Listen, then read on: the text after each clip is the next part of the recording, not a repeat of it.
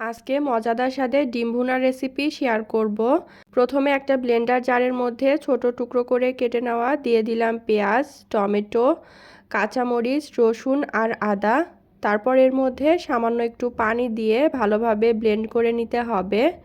এখন আমি চুলায় একটা কড়াই বসিয়ে পরিমাণ মতো তেল গরম করে তেলের মধ্যে সামান্য একটু লবণ আর হলুদের গুঁড়া দিয়ে 5টা ডিম আমি তেলের মধ্যে দিয়ে দিলাম।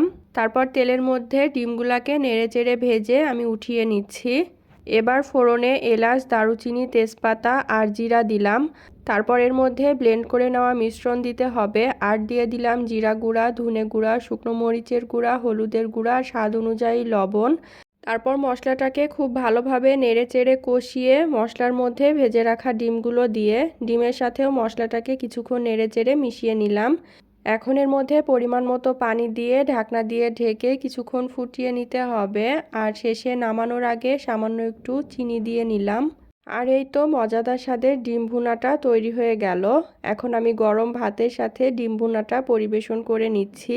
এখন ডিমটা ভেঙে ডিমের ঝোল দিয়ে গরম ভাতটা মেখে সাথে সালাদ নিয়ে খুব মজা করে খেয়ে নিলাম।